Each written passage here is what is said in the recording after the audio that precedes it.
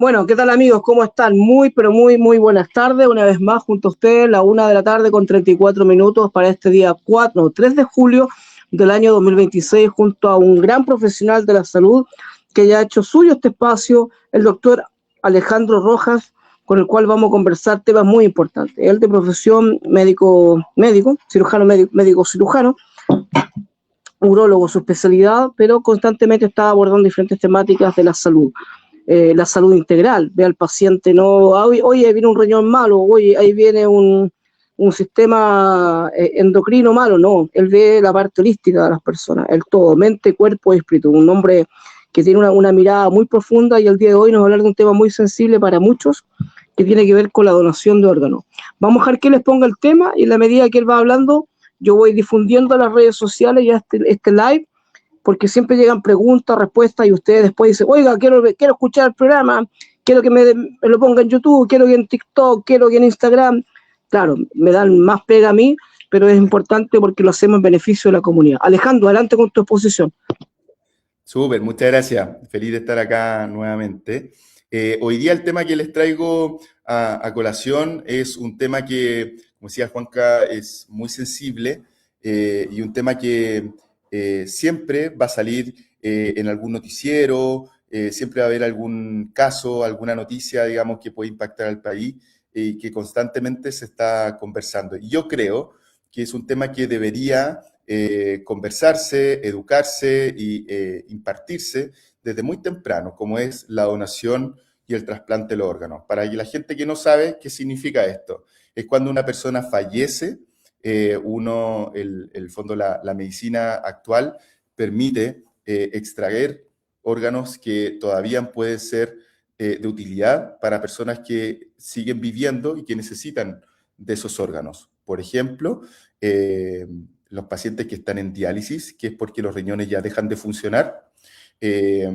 Esos riñones pueden ser reemplazados por otros riñones de otras personas eh, para que ellos puedan seguir viviendo sin la necesidad de la diálisis. Así también ocurre con el corazón, así también ocurre con el hígado, así también ocurre con el páncreas, con el intestino, con las córneas, ¿ya? Con los huesos, con la piel. Es decir, hay un montón de órganos hoy en día que se pueden utilizar una vez fallecida una persona, se les puede dar una segunda vida a otra persona que los necesita. Obviamente que están con enfermedades de las cuales tienen que depender sí o sí de una máquina que reemplace la función del órgano. Entonces, imagínense el impacto que tiene para las personas que reciben un órgano, desconectarse de una máquina para poder salir al patio de su casa a vivir la vida con su familia. Es un impacto tremendo. Así que, en el fondo, eso es lo que quiero que conversemos hoy día. ¿Cómo funciona? Lo primero, mencionar que en Chile, al igual que en muchas partes del mundo, tenemos una ley que regula este proceso para que sea lo más transparente, ordenado posible. Todo en el fondo está estandarizado y protocolizado según estándares de calidad, estándares de legalidad, de probidad, etcétera, ¿ya? Donde una persona fallece por motivos, digamos, diversos. Aquí viene un concepto también que es súper importante, que es el concepto de muerte, ¿ya? Actualmente, para todos, relacionan la muerte como el paro cardiocirculatorio, ¿cierto? Pero la realidad es que en el fondo, para poder partir el proceso de la donación de órganos, el paciente tiene que tener una muerte encefálica.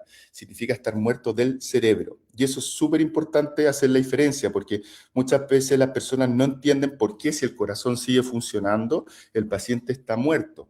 Y efectivamente, y aquí hay una imagen súper gráfica que quiero que se la imaginen, no se la voy a poner obviamente, en un decapitado. Si una persona la decapitan, esa persona está muerta para todos.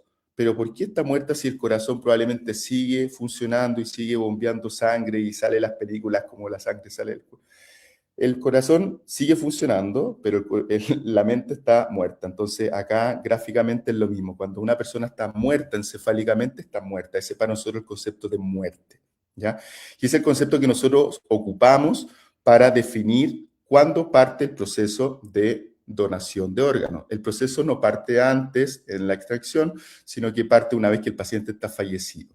Existen un montón de implementación de estrategias que se han ido generando a lo largo de todo el tiempo, donde equipos especializados de enfermeras, médicos, etcétera, están buscando pacientes donde por ciertas condiciones habitualmente neurológicas irreversibles, ellos ya saben que el paciente potencialmente va a terminar en un desenlace fatal. Entonces aquí viene el primer mito.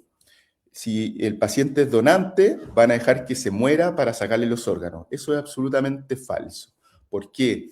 Porque todo lo contrario, los pacientes que incluso pueden ser potenciales donantes, se hace todo lo posible para tratar de preservar la vida hasta donde lo máximo que se pueda. ¿Por qué? Porque si el paciente fallece, la idea es que su fallecimiento sea, ojalá, en las condiciones más tranquilas posibles, de tal manera de, obviamente, no afectar la calidad de los órganos que potencialmente le pueden servir a otras personas. Así que ahí está uno de los mitos más grandes que hay, es que si alguien manifiesta en vida que quiere ser donante, lo van a dejar morir para sacarle los órganos y dárselo a otra persona. Eso es absolutamente falso. Todo lo contrario, incluso. Las personas que son donantes, todos los equipos, al igual que con las personas que manifiestan no ser donantes, no hay ninguna diferencia, pero cuando uno va a...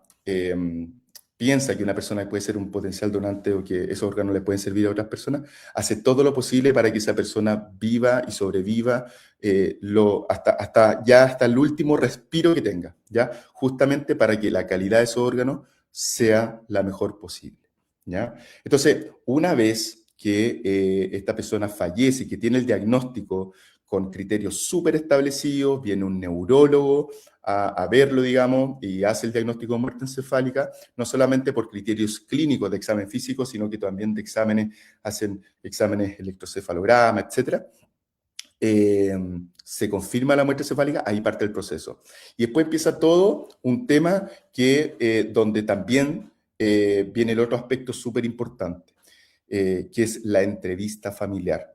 En Chile, por ley, todos somos presuntamente donantes hasta que manifestemos lo contrario en un acta escrita ante notario o al momento de sacar la licencia de conducir. Todos somos donantes por ley. Sin embargo, siempre se escucha y se le da el favor a la familia el último deseo. Habitualmente se respeta el deseo de las personas que son donantes, pero ¿qué es lo que pasa muchas veces? Como esto no se conversa en la casa, y lamentablemente se conversa justamente en una situación en la cual estamos viviendo el duelo de un familiar fallecido, no sabemos qué es lo que él quería en vida, entonces viene todo este sentimiento de incertidumbre en el cual nosotros estamos sufriendo por nuestro familiar y hay una persona que nos está preguntando si nos gustaría que nuestro familiar donara órganos, ¿ya? Entonces se genera obviamente un conflicto emocional que muchas veces es difícil, pero para eso los equipos que están encargados de esto son equipos superhumanos, están altamente capacitados para enfrentar estas entrevistas que muchas veces son difíciles. Entonces aquí viene el otro mensaje muy importante, y yo creo que el mensaje más importante que me gustaría que se llevaran hoy día es que conversen este tema en casa. Hoy día en la noche, mañana al almuerzo, durante el fin de semana, convérsenlo. Papás, hermanos, hijos, con quienes estén en la casa. Si ustedes fallecen, ¿les gustaría donar sus órganos? Si ustedes manifiestan que sí, háganselo saber a su familia. De tal manera, si la vida los lleva a esa situación, no sea su familia la que tenga que tomar la decisión, sino que ellos están, en el fondo, no tienen que tomar una decisión, sino que van a respetar la decisión que ya fue tomada en vida. Entonces, eso yo creo que es lo más importante. Y finalmente, cuando la familia acepta, obviamente, la extracción de órganos, se produce, digamos, la extracción. Esto se hace en un quirófano con especialistas altamente capacitados, cirujanos que son especialistas en la extracción de estos órganos, y después se devuelve el cuerpo completamente sellado, suturado, limpio, indudablemente con una cicatriz que antes no tenía, pero en las mejores condiciones para que le puedan dar su velorio, digamos, como corresponde o lo que la familia necesita, ¿ya? Entonces aquí también viene otro tema que siempre se saca un poco como de mito, en que si yo dono los órganos de un familiar me lo van a devolver todo casi que hecho charqui, todo despellejado, descuerado, etc. No, eso es mentira. ¿ya? Los cuerpos se tratan con el máximo respeto. A mí durante la especialidad me tocó participar en muchas extracción de órganos y siempre, antes de que iniciara la cirugía, se hacía un minuto de silencio en agradecimiento a ese paciente por el acto generoso que estaba haciendo su familia por él al entregarle los órganos a otras personas. Entonces, en todo momento la cirugía es una cirugía completamente respetuosa. A pesar de que estamos operando un paciente que ya está fallecido, siempre se realiza con el máximo de respeto y rigor que merece cualquier acto quirúrgico, de tal manera de devolverle a la familia el cuerpo en las mejores condiciones para que ellos puedan darle su último adiós en forma, digamos, en buenas condiciones, ¿ya?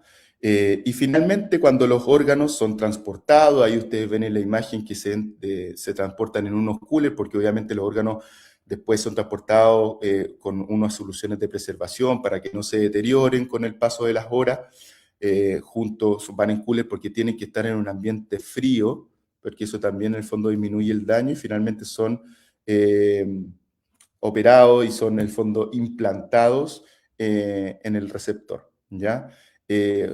La calidad de vida y el impacto que tienen las personas cuando reciben un órgano es brutal, es tremendo. Yo nunca me voy a olvidar cuando estaba en segundo año de medicina, justamente rotando por acá en el Sótero, muy, muy temprana edad, me tocó también, yo creo que ahí descubrí el amor por la urología, porque fue un paciente que me dijo que estaba en su día, no recuerdo si 1 o 2 de trasplante, donde el cual él había estado 10 años, 10 o 15 años en diálisis sin orinar, sin hacer pipí. Y al segundo día del trasplante, él ya estaba haciendo pipí por sí solo.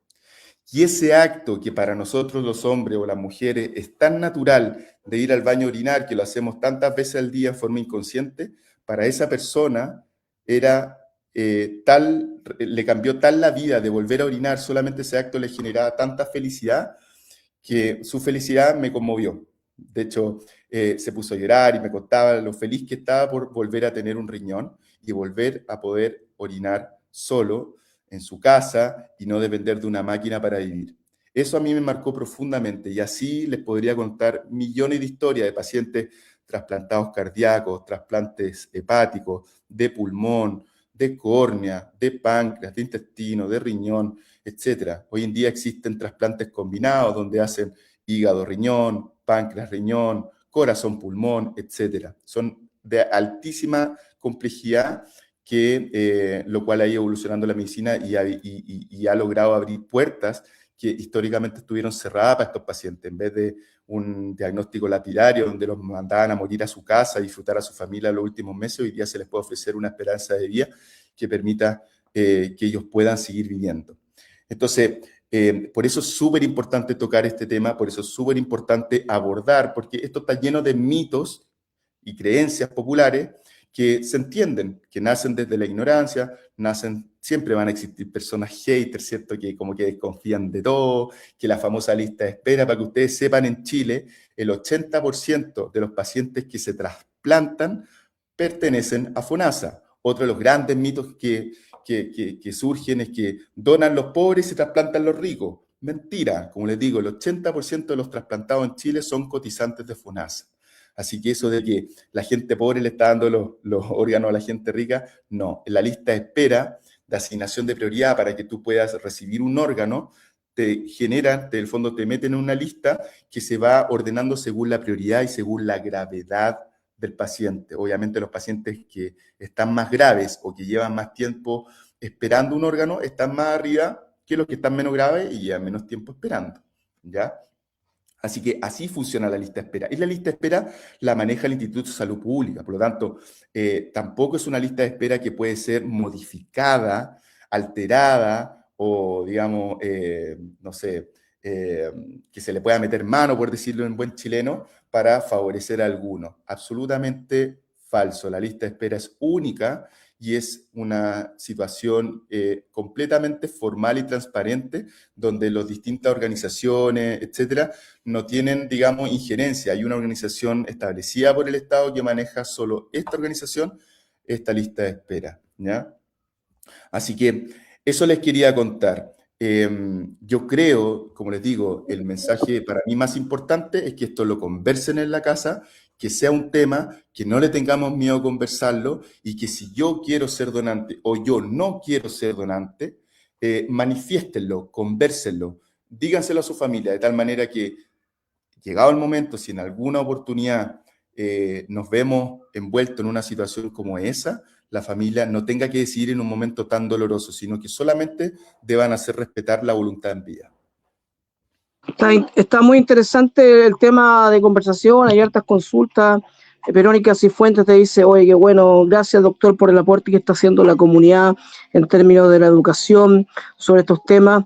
Relación de lo que usted está hablando con la eutanasia en nuestro país, pregunta número 1, Eugenio Osorio, desde Villa Alemana, te mando un abrazo, dice que buen tema, estoy escuchando online la radio y me parece pero muy atingente lo que él está hablando. Soy amigo Juan Carlos. Él todavía va al baño, aunque se hace diálisis, todavía va al baño y gracias a Dios todavía le funcionan sus riñones, o no tanto, pero le funcionan y lo que él dice es real. A mi papá lo trasplantaron y vivió después del trasplante. Pero, ¿en qué debe pensar una persona para considerarse un donador de órganos? Hay que hacer el trámite, ¿cómo, cuándo y dónde? Es muy buena pregunta porque, como les contaba anteriormente, todos por ley somos presuntos donantes, es decir, la ley establece que todos somos donantes hasta que nosotros manifestemos lo contrario. Por lo tanto, en ese sentido, lo más importante es tú manifestarlo a tu familia, tú decirle a tu familia, todos somos donantes, no hay que hacer ningún trámite para ser donante, eso ya está, por ley. Ya desde que uno nace en Chile, es donante, ¿ya? Pueden donar personas que son en distintas etapas de su vida. Existen obviamente algunos criterios donde pasado cierta edad ya es difícil que los órganos sean de buena calidad para poder ofrecérselo a otras personas, ¿ya? Pero yo te diría que como hasta los 65 años, todo el fondo los órganos de las personas sanas sirven, digamos, para poder darle una esperanza a otras personas. Por lo tanto, todos somos donantes. Lo único que tienen que hacer no es un trámite en notaría, no es un trámite en ningún lado, sino que conversarlo con la familia, manifestar su voluntad. Cuando ustedes no quieren ser donantes, eso es otro escenario. Y ahí sí ustedes tienen la posibilidad de ir al registro nacional y manifestar que no quieren ser donantes. O bien hacerlo a través con su familia, pero en el fondo lo que dice la ley es que si uno no quiere ser donante, tiene que ir al registro y decir que no quiere ser donante, junto con manifestar la voluntad de tu familia, porque también puede existir el otro caso, en que uno diga que uno nunca quiso ser donante, no hizo el trámite por diversos motivos, y la familia no lo sabía y decidió donar su órgano. Qué fome, porque en el fondo esa persona que en su ser había decidido voluntariamente no ser donante por los motivos que él tuviese, hay que respetarlo. Ya siempre se tiene que respetar la voluntad de la persona y obviamente la familia. Pero por eso es súper importante conversarlo en la casa para que esas decisiones no se tengan que tomar, sino que solamente se tengan que llevar a cabo. En el fondo, respetar las decisiones tomadas en vida. Te había quedado pendiente el tema de la eutanasia. Ah, ya, de la eutanasia. Bueno, la eutanasia es otro tema. La eutanasia igual es un tema donde, en palabras simples, es una muerte asistida, ¿ya? Ustedes ven en las películas y en otros países donde está permitido. En Chile todavía la eutanasia no es legal, ¿ya? Eh, donde una persona manifiesta querer terminar con su vida y existen distintos protocolos en otros países y en otros centros del mundo donde se les da fin a esa vida bajo condiciones específicas, bajo, digamos, cuidado bastante específico, etc. En Chile la eutanasia no es legal. Acá en Chile creemos todavía que si bien uno tiene que respetar, digamos, la decisión de los pacientes en toda su etapa de la vida, pero nosotros también, la comunidad médica, la comunidad legislativa, creemos que los pacientes que son terminales, nosotros nos hacemos cargo del cuidado del fin de vida. Nosotros, hay todo un tema valórico, ético, que se puede discutir, digamos, pero en la realidad nuestra, nosotros no nos sentimos con el derecho de terminar con la vida de una persona, sino que nosotros hacemos todo lo posible por acompañar a las personas que están en una etapa final de su vida, acompañarlos en todos los momentos y hacerle que ese periodo de vida, de fin de vida, sea bajo los cuidados de fin de vida o cuidados paliativos, que comúnmente la gente entiende, ¿ya? Donde se le ofrece acompañamiento, se le ofrece manejo del dolor, manejo de las distintas complicaciones, apoyo espiritual, etcétera, etcétera. Todo lo que una persona necesita para tener un buen morir, ¿ya? La eutanasia, como les digo, es otro tema. Y acá, ni en la eutanasia, ni en el ámbito de los cuidados paliativos, estamos hablando de pacientes que potencialmente pueden ser donantes. Porque obviamente los pacientes que llegan a tomar una decisión en otros países, como por ejemplo la eutanasia, o los pacientes que nosotros tenemos acá en cuidados paliativos, son pacientes habitualmente que tienen cáncer terminal o enfermedades que no son neoplásicas, que no son oncológicas, pero que también van a tener un desenlace fatal.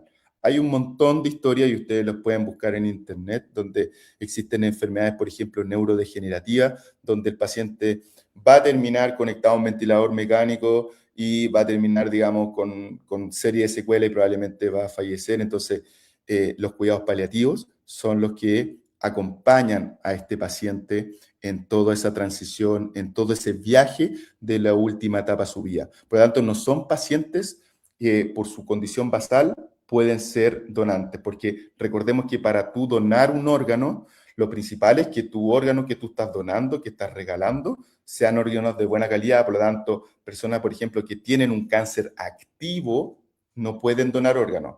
No así pacientes que han tenido un cáncer, se curaron del cáncer y en el seguimiento, en una cierta cantidad de años, dependiendo del cáncer, no haya evidencia de que ellos tengan una recidiva o un cáncer, digamos, activo, ellos sí también pueden donar. Ya hoy día los criterios para poder donar son mucho mayor que los que existían antes. Ya no existe esa reglamentación por los grupos sanguíneos o el tema de los pacientes que tenían cáncer, etcétera. Hoy día sí, la gran mayoría de los pacientes pueden donar siempre y cuando cumplan con ciertos criterios específicos, pero que en resumen son criterios donde hablan de un bienestar de salud que permita obviamente entregar órganos de buena calidad. Mira, nosotros abordamos todos los temas, no nos saltamos ninguno. ¿Es verdad que en Chile existe el tráfico de órganos? Pregunta Lorena Retamal. Y es verdad que hay gente que los puede comprar así, ya se puso, bueno, hay que preguntarnos, en la Deep West, ¿y qué doctor estaría dispuesto a hacer trasplante y en qué clínica lo harían? Me imagino que igual lo deben hacer en alguna parte, yo creo.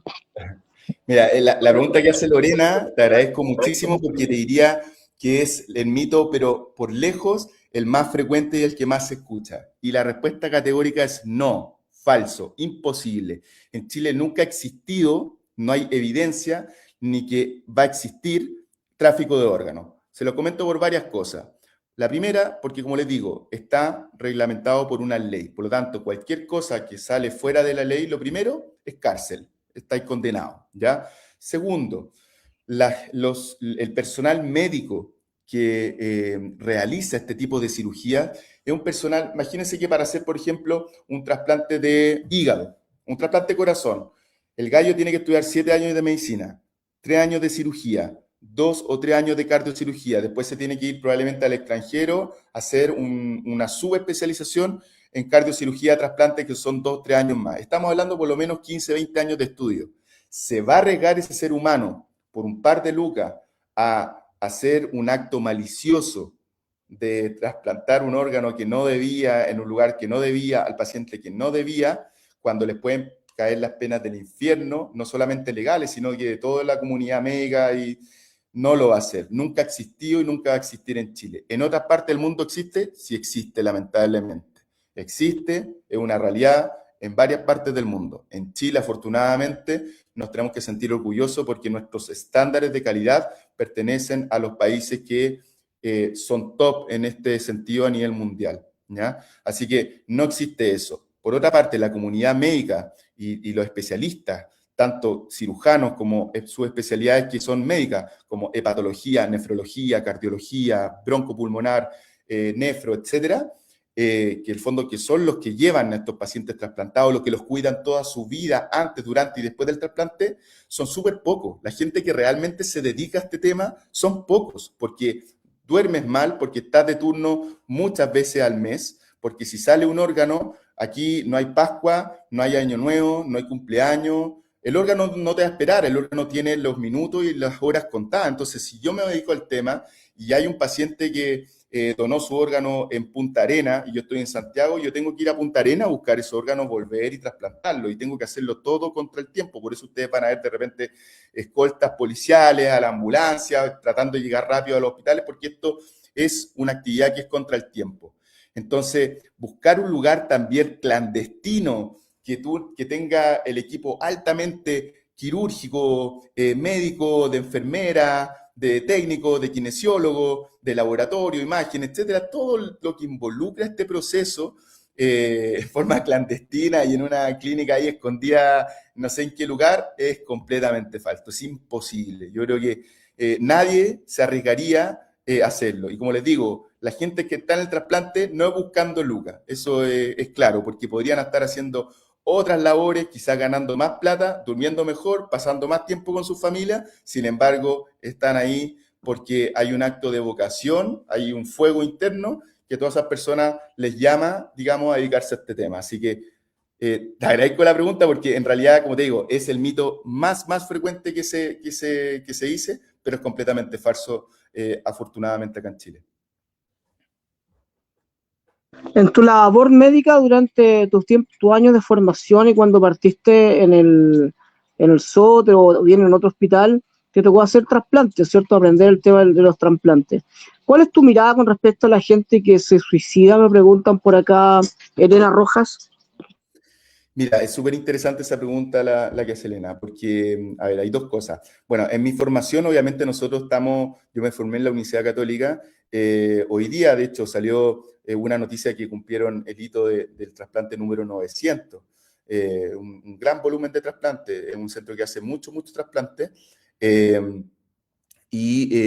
Nosotros estamos expuestos a un gran número de situaciones y operaciones donde uno en general le ayuda a los cirujanos que son, en mi caso, que eran estos neurólogos que se dedican a este tema. Acá en el Sotero del Río hacen un montón de trasplantes al año. Así que uno aprende mucho ayudando a sus profesores, viendo, acompañando a estos pacientes, interiorizándose en estos casos. ¿Ya? Te toca muchísimo verlo y hacerlo. ¿Ya? Por lo tanto, este tema a nosotros nos encanta porque nos sensibiliza mucho. Nosotros vemos en primera persona el impacto positivo que esto tiene en los pacientes. Por lo tanto, siempre vamos a estar dispuestos a conversar esto y a trabajar para que se masifique, obviamente, la educación en trasplante. Y el otro tema que tú me contáis, el tema del suicidio.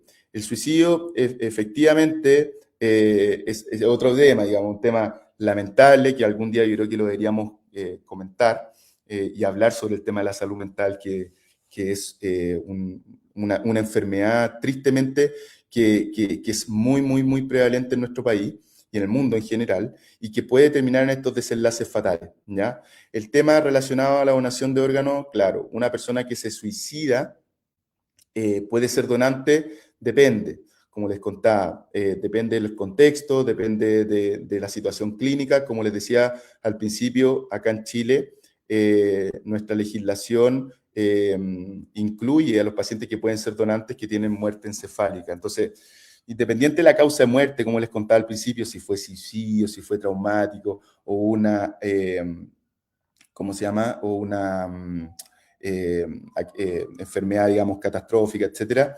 Si en el fondo están los criterios en los cuales muerte cerebral, los órganos son de buena calidad, etcétera, bueno, puede ser, pero el suicidio también involucra una instancia también generalmente que está asociado a otras cosas. Siempre hay una investigación, siempre hay una causa de muerte que no es muy clara, habitualmente está relacionado a una actividad, digamos, traumática.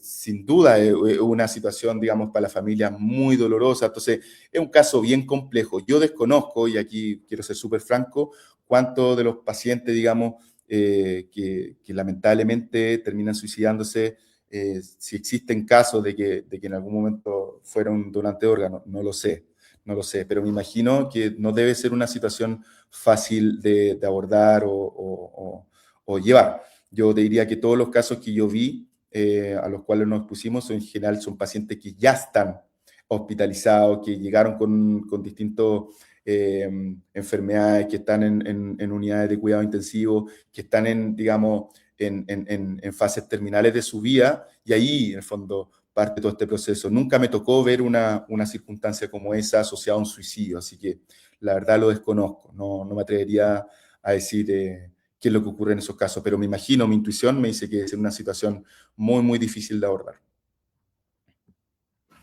¿Qué te ha parecido estar acá en la radio, compartir esta temática que muy pocas veces se aborda en los diferentes medios de comunicación y que posteriormente va a quedar dispuesta para toda la comunidad en todas las redes, con tu nombre y obviamente dando a conocer estas temáticas que son relevantes y que a muchos les sacan un poco el poto o la jeringa, como solemos decir nosotros? Sí. Sí, es así, es un tema que despierta, digamos, hay veces que los debates son bien acalorados, porque aquí no solamente existe un acto médico, sino que también hay muchos temas valóricos detrás. Entonces, generalmente despierta distintas miradas, etcétera. Por lo tanto, yo creo que es súper, súper válido cuando una persona, digamos, manifiesta que no quiere ser donante. Así también es súper válido cuando una persona manifiesta ser donante, ¿cierto? Pero yo creo que lo más importante, como les decía al principio, creo que aquí la labor principal, aparte de la medicina crecer y especializarse y complejizarse, el fondo para poder sacar adelante los casos más difíciles, es, yo creo que como país, como comunidad, tenemos que nosotros también luchar para que darle esperanza y darle vida a esas personas que probablemente ya dejaron, digamos, de tener esa esperanza porque les falta o porque sus órganos no están funcionando. Entonces, yo creo que lo más importante acá es conversarlo en familia, atreverse a conversar esto, no tener vergüenza, no tener, digamos, pudor en manifestar la voluntad, de tal manera de que esto sea un tema. Yo siempre, y encantado, y aquí dejo la invitación abierta, siempre ha sido mi sueño que este tema se trate en los colegios, ¿ya? En algún minuto durante la universidad, junto con unos compañeros, hicimos un proyecto de políticas públicas, nos fue súper bien de abordar este tema de los mitos en relación a la donación y trasplante de órganos y difundirlo, digamos, por distintos medios de comunicación. Pero yo creo que ese es el mensaje, así que dejo la puerta abierta. Si hay algún alcalde o si hay algún director de escuela o colegio que le gustaría abordar este tema, feliz, encantado. Creo que esto se debe trabajar desde que uno es niño y no esperar a conversarlo cuando uno es adulto y de alguna forma uno ya crece un poco con sus ideas propias. Yo creo que parte de la educación debe partir en etapas preescolares. Sí.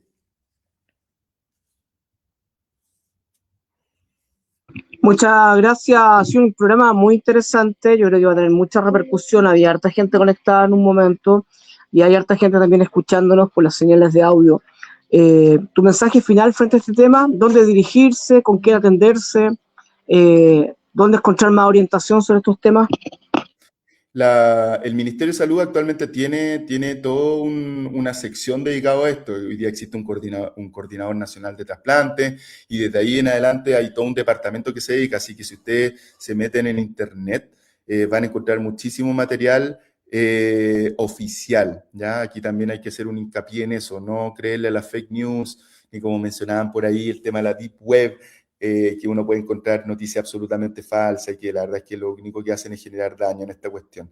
Existe un montón de canales oficiales donde si uno tiene dudas ministeriales y de los distintos hospitales o clínicas del país que realizan los trasplantes de distintos órganos, acérquense a eso. En todos los hospitales y en todos los centros existen enfermeras coordinadoras de trasplante, centros especializados donde se pueden conversar estos temas. Si uno tiene dudas, si uno tiene un familiar que potencialmente quizá en algún momento podría recibir algún órgano, convérsenlo con tiempo, acérquense a las personas, digamos, que son los especialistas en esto, que siempre los van a recibir con los brazos abiertos y van a estar siempre dispuestos a conversar estas cosas. Ha sido un interesante tema de conversación, como siempre un aporte a la comunidad. Alejandro, muchas gracias, que tenga una buena semana, nos encontramos la próxima semana en tu espacio, donde estamos abordando diferentes temáticas para toda la gente y cada vez hay más comunidad médica que quiere participar de este tipo de espacios que tú has sembrado la semilla acá en la radio Puente Alto, que no solamente es Puente Alto, sino que a nivel nacional y en todas partes donde quieran encontrarte. Así que muchas gracias. Gracias, estimado. Nos vemos, hasta luego. Chao.